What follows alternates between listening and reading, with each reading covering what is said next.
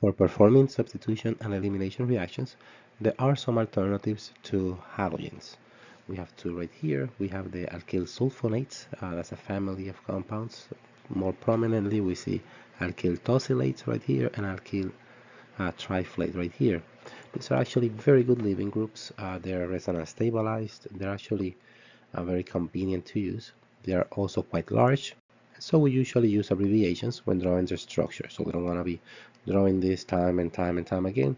So for the tosylate we use OTS, and for the triflate we use the OTF abbreviation. Sulfonates are such good leaving groups because um, they are resonance stabilized, like I mentioned before. You can see the resonance here. Based on pKa, let's just quick check which sulfonate is the best leaving group. Now here we're looking for the weak base, so whatever is the strongest acid will have a conjugated weak base, making it the best leaving group. Now looking at the pK values, minus 2.8 versus minus 14. Minus 14 is certainly much larger, meaning that this will be your best leaving group, your trifluoromethane sulfonic acids. Sulfonates can be synthesized from the corresponding alcohol. So you have tosyl chloride with whatever alcohol you're working with. You get that substitution, your chloride for the alcohol, protonated species. You remove that proton and you get your OTS. Realize that we're just strapping the TS, right? Group with the oxygen of the alcohol, no change in the carbon atom, bearing the OH group occurs. So that means that if we're looking to describe this reaction, we don't really get any inversion in optical activity whatsoever. Now let's talk a little bit about a reaction with other substrates, how to envision the reaction, to envision the compounds that can be synthesized using OTS and OTF. Just imagine that you are working the same way that you do with alkyl halides. You have a strong base, you have a solvent, pretty much everything else sort of applies to these groups as well. Alcohols can be used in substitution and elimination reactions and use as starting materials to make alkyl halides and alkenes. So we could, for example, use this strong acid to go from the OH and then substitute that for a bromide. Definitely no problem. We need strongly acidic conditions for that.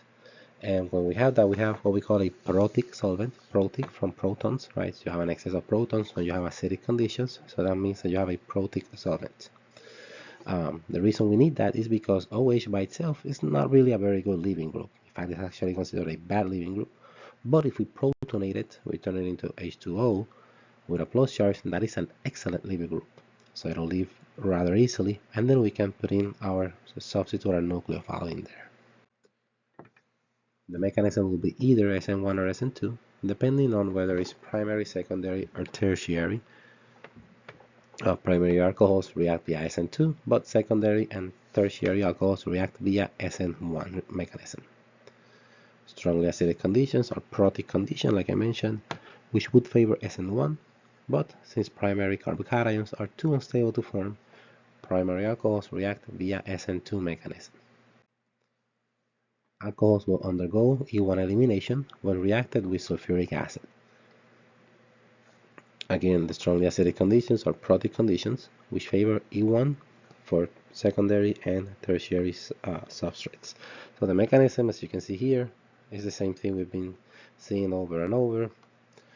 In this case, you see something new, which is the protonation of that OH, making it go from bad leaving group to a very good leaving group. You get the formation of the carbocation, and in this case, then you form your alkene. The whole point to organic synthesis is to make valuable complex compounds from cheap and readily available starting materials. Now we know how to make pretty much everything here on this list. Starting with alkyl halides, we know how to make substitutions and we know how to make eliminations. That's, believe it or not, a very large amount of reactions that we can carry out or we can describe based on the knowledge we've taken from this chapter so far. To envision how a desired compound can be made, we need to be able to recall the reactions that we can use. In other words, we need to remember the reactions. When thinking about how to make something, we first think about what the finished product will look.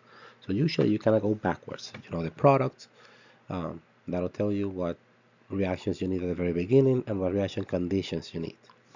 If we were building a brick house, just as an analogy, we would first imagine what the house will look like. Then we will decide what bricks will be used to make it, or what are the materials. Organic synthesis works in exactly the same way. When we use that approach, we call it a retrosynthetic analysis. Suppose we need to synthesize the following ether, so this guy right here. What starting materials do I need? Well, first, we need to identify a bond in the target molecule that can be made using a reaction that we already know. Second, we draw the substrate and the nucleophile necessary to form the reaction. So we have an ether, we're looking at this bond, we're looking at this other bond in a retrosynthetic. We know that we have this piece right here.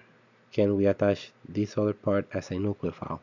Well, absolutely. So we can start with an alkyl halide and an alkoxide ion, or an ethoxide in this case. We can make this bond by an SN2 reaction between an alkyl halide and an alkoxide, right? So this side should look fairly familiar, and if we know this, then we should be able to arrive here. The retrosynthetic arrow is used to show that we are thinking backwards. In other words, this type of arrow is used whenever you are performing retrosynthetic analysis. There are two carbon-oxygen bonds in an ether, so we could also envision an alternative SN2 reaction to make it. So we could work backwards. So there's more than one way that we can synthesize the ether in question.